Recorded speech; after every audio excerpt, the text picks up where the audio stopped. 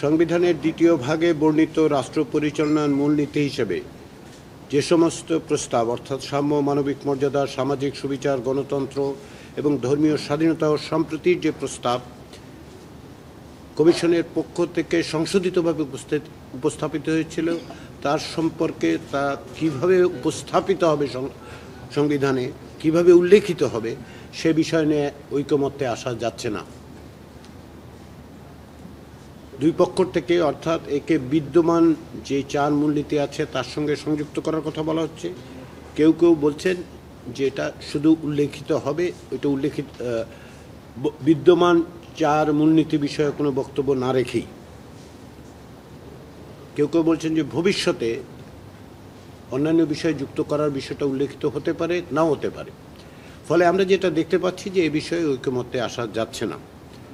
ফলে কমিশন এখন এটা পুনর্বিবেচনার জন্য নিয়ে গেছে এবং কমিশনকে একটা সিদ্ধান্তের জায়গায় আসতে হবে। আমরা আশা করছি যে আমরা এই আলোচনা পর্ব অর্থাৎ 31শে জুলাইয়ের আগে এই বিষয়ে একটা সিদ্ধান্ত দেব। দ্বিতীয় যেটা, সেটা হচ্ছে ঐকমত্য কমিশনের পক্ষ থেকে একটা পুলিশ কমিশন সংক্রান্ত প্রস্তাব হাজির করা হয়েছিল এবং এ বিষয়ে বিস্তারিত আলোচনা হয়েছে এবং এ বিষয়ে রাজনৈতিক দল এবং জোটসমূহের মধ্যে ঐকমত্য প্রতিষ্ঠিত হয়েছে। পুলিশ বাহিনীর পেশাদারিত্ব ও দায়বদ্ধতা নিশ্চিত করা এবং পুলিশ সেবাকে জনবান্ধব হিসেবে প্রতিষ্ঠিত করার লক্ষ্যে বাংলাদেশে একটি পুলিশ কমিশন নামে একটি কমিশন গঠিত হবে। এই বিষয়ে রাজনৈতিক দল জোট একমত হয়েছেন এবং সেইভাবেই সংবিধানে এবং অন্যত্র এটার উল্লেখ করা হবে। এক্ষেত্রে যেটা বলা হয়েছে যে পুলিশ বাহিনীর পেশাদারিত্ব ও দায়বদ্ধতা নিশ্চিতকরণ এবং পুলিশ সেবাকে জনবান্ধব হিসেবে প্রতিষ্ঠিত করার লক্ষ্যে একটি স্বাধীন পুলিশ গঠনের প্রস্তাব। এই কমিশনের 3টি উদ্দেশ্য থাকবে। 1, শৃঙ্খলা বাহিনী হিসেবে পুলিশ যাহাতে আইনানুগভাবে এবং প্রভাবমুক্তভাবে দক্ষতার সহিত দায়িত্ব পালন করিতে সক্ষম হয় তাহা নিশ্চিত করা। 2, পুলিশ বাহিনীর যে কোনো সদস্যের উত্থাপিত অভিযোগের নিষ্পত্তিকরণ। 3, নাগরিকদের পক্ষ থেকে পুলিশ বাহিনীর কোনো সদস্যদের বিরুদ্ধে উত্থাপিত অভিযোগের নিষ্পত্তিকরণ। কমিশনের গঠন প্রক্রিয়া জাতীয় সংসদে প্রণীত আইনের দ্বারা নির্ধারিত হইবে। তবে আইন প্রণয়নের ক্ষেত্রে জাতীয় সংসদ যেন প্রস্তাব বিবেচনায় নেয় তার জন্য একটি কাঠামোর কথা ঐকমত্য কমিশনের পক্ষ থেকে বলা হয়েছে এবং এ বিষয়ে ঐকমত্য হয়েছে। আইন প্রণয়নের ক্ষেত্রে জাতীয় সংসদ এইগুলো প্রস্তাবগুলো বিবেচনায় নেবেন। সেগুলো হচ্ছে 1, যে আমরা বলছি যে কাঠামো হবে 9 সদস্যের। চেয়ারম্যান হবেন আপিল বিভাগের একজন অবসরপ্রাপ্ত বিচারপতি যার বয়স 75 বছরের ঊর্ধ্বে নয়। সদস্য সচিব হিসেবে থাকবেন অতিরিক্ত পুলিশ মহাপরিদর্শকের নিচে নয় এমন একজন অবসরপ্রাপ্ত পুলিশ কর্মকর্তা যার বয়স 62 বছরের ঊর্ধ্বে নয়।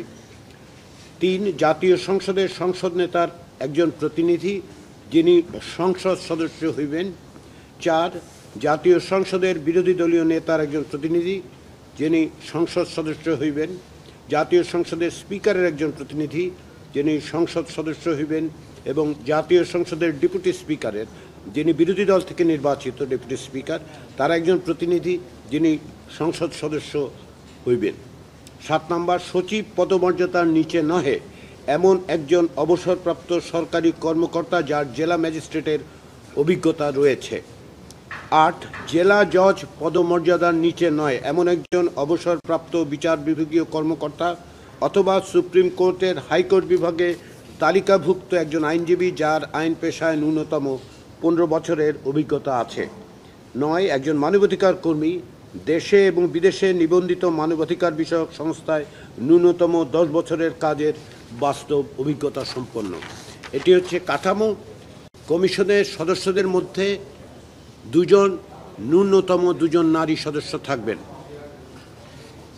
এখানে যে সংসদ সদস্যদের মধ্য থেকে যে 4 জন তার বাইরে যে সমস্ত সদস্য হবেন তাদের মনোনয়ন কারা দেবেন সে বিষয়েও কমিশনের সুপারিশ রয়েছে, প্রস্তাব রয়েছে। এই সদস্যদের বাছাইয়ের জন্য স্বরাষ্ট্র মন্ত্রণালয়ের মন্ত্রী, জাতীয় সংসদের স্বরাষ্ট্র মন্ত্রণালয় সম্পর্কিত স্থায়ী কমিটির সভাপতি এবং সুপ্রিম কোর্টের হাইকোর্ট বিভাগের একজন বিচারপতি, বিচারক হিসেবে যার অভিজ্ঞতা 10 বছরের কম নয়, সমন্বয়ে একটি কমিটি গঠিত হবে। এটি ওই 4 জন ছাড়া, অর্থাৎ জাতীয় সংসদের নির্বাচিত প্রতিনিধিদের মধ্যে থেকে যে 4 জন আসবেন তার বাইরে যে 5 জন তাদের নির্বাচন করবেন। চেয়ারম্যান, সভাপতি এবং সদস্য সচিব কমিশনের সার্বক্ষণিক সদস্য হবেন।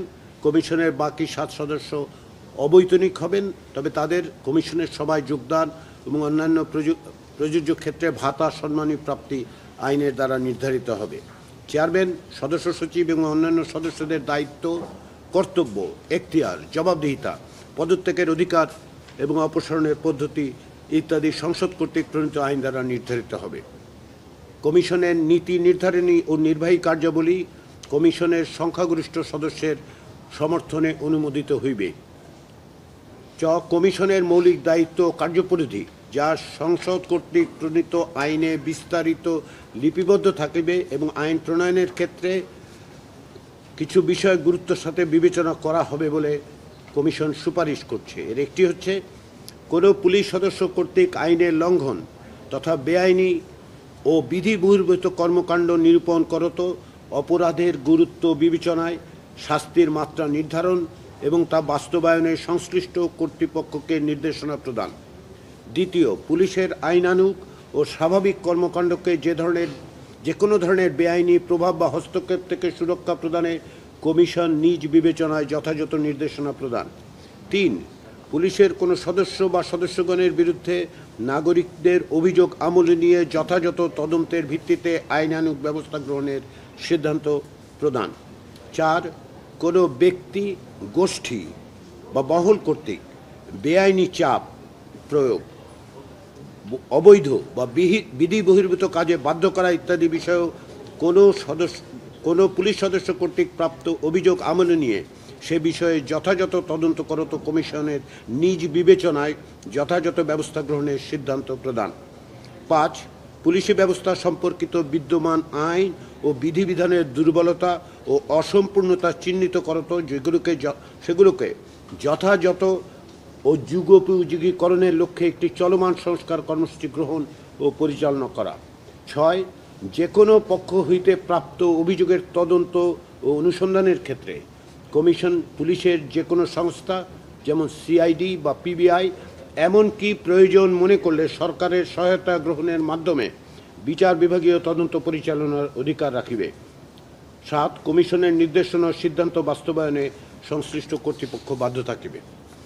পুলিশ কমিশন বিষয়ে আজকের ঐকমত্যকে আমরা অত্যন্ত গুরুত্বপূর্ণ বলে বিবেচনা করছি, কেননা বাংলাদেশের পুলিশের জবাবদিহিতা নিরূপণ এবং সর্বোপরি নাগরিকদের অভিযোগ, পুলিশের কাছে পুলিশের বিরুদ্ধে উত্থাপিত অভিযোগগুলো যথাযথ তদন্ত এবং সে সমস্ত ক্ষেত্রে ব্যবস্থা গ্রহণের ক্ষেত্রে আমরা সবসময় ব্যত্যয় লক্ষ্য করেছি। বাংলাদেশের রাজনৈতিক দল এবং জোটগুলো ঐক্যবদ্ধভাবে এই সংস্কারে এক হয়েছেন। আমরা দৃঢ়ভাবে বিশ্বাস করি যে এটি বাস্তবায়ন করা সম্ভব হবে এবং বাংলাদেশে পুলিশি ব্যবস্থায় একটা বড় রকমের পরিবর্তনের সূচনা হবে।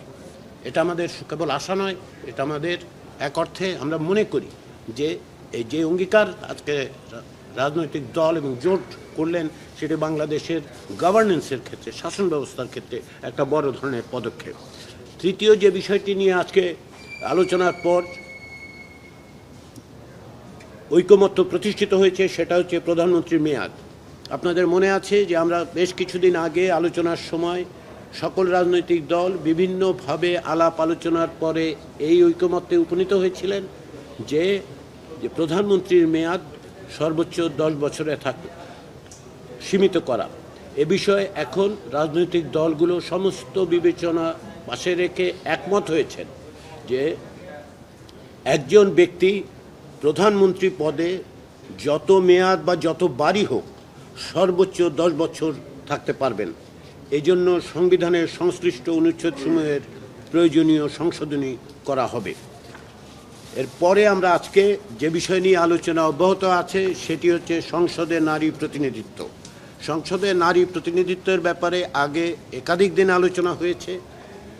সামগ্রিকভাবে আমরা যেটা লক্ষ্য করেছি যে সংসদে নারীদের প্রতিনিধিত্ব বৃদ্ধি করার ব্যাপারে রাজনৈতিক দলগুলোর মধ্যে ঐকমত্য আছে এবং তার একটি প্রক্রিয়া পদ্ধতি আমাদের খুঁজে বের করতে হবে। সংবিধান সংস্কার কমিশনের পক্ষ থেকে একটি প্রস্তাব ছিল এবং নির্বাচন ব্যবস্থা সংস্কার কমিশনের পক্ষ থেকেও প্রস্তাব ছিল। আলোচনার টেবিলে অন্যান্য প্রস্তাব এসেছিল এবং তারই ভিত্তিতে একটি সংশোধিত প্রস্তাব ঐকমত্য কমিশনের পক্ষ থেকে দেয়া হয়েছিল। প্রথমে আমরা বলেছিলাম যে এখন ৬৫ অনুচ্ছেদে যেভাবে সংরক্ষিত আসন আছে সেটা বাতিল করে দেওয়ার জন্য আমরা প্রস্তাব করেছিলাম এবং এই প্রস্তাব করা হয়েছিল যে রাজনৈতিক দলগুলো 1/3 আসনে নারীদের মনোনয়ন দিতে বাধ্য থাকবে। এই আলোচনায় অগ্রগতি না হওয়ার কারণে আজকে আমরা ঐকমত্য কমিশনের পক্ষ থেকে যে প্রস্তাব উত্থাপন করেছি তা হচ্ছে যে বিদ্যমান সংবিধানে যে নারীদের সংরক্ষিত 50টি আসন আছে সেটি অব্যাহত রাখা হবে। এর বাইরে রাজনৈতিক দলগুলোকে আমরা অনুরোধ করছি এবং আমরা এই বিধি ব্যবস্থার জন্য প্রস্তাব করেছি যাতে ন্যূনতম 1/4 বা 1/5 300 আসনের 1/4 বা 1/5 আসনে নারীদের সরাসরি নির্বাচনের জন্য রাজনৈতিক দলগুলো মনোনয়ন দেয়। এটি টেবিলে আছে, আলোচনা হচ্ছে। এর বাইরে রাজনৈতিক দলগুলোর পক্ষ থেকেও অন্যান্য আলোচনার প্রস্তাব আছে। আমরা আজকে এই আলোচনাটা অব্যাহত রাখছি। আমরা আশা করছি আজকে সম্ভবত, এটা আমি বারবার বলি যে আমরা আশা করি রাজনৈতিক দলগুলো সাথে আমরা এক জায়গায় আসতে পারবো, রাজনৈতিক দলগুলো ঐক্যমত্য প্রতিষ্ঠা করতে পারবে। এখন পর্যন্ত আজকে দিনে যে দুটো বিষয় ঐক্যমত্য হয়েছে সেটাকে আমি বড় ধরনের অগ্রগতি মনে করি। কমিশন এটাকে বড় ধরনের অগ্রগতি মনে করে। এর একটি হচ্ছে প্রধানমন্ত্রীর মেয়াদের ব্যাপারে কোনো রকম শর্তহীনভাবে সকলের একত্র হওয়া। দ্বিতীয় হচ্ছে যে একটি পুলিশ কমিশন প্রতিষ্ঠা করা, একটি স্বাধীন পুলিশ কমিশন যাতে জবাবদিহিতা নিশ্চিত করবে। আমরা আশা করছি আজকের তৃতীয় বিষয়টিতেও আমরা একমত হতে পারবো এবং সেটি করতে পারলে আমরা আগামী দিনগুলোতে অন্যান্য বিষয়গুলো নিয়ে আলোচনা করব। আজকের আলোচনা ততক্ষণই অব্যাহত থাকবে যতক্ষণ পর্যন্ত আমরা মনে করছি যে আলোচনাটা সফলভাবে আমরা এগিয়ে নিয়ে যেতে পারছি। আগামীকালও এই একই প্রক্রিয়ায় আমাদের আলোচনা অব্যাহত থাকবে। আপনাদের সবাইকে ধন্যবাদ।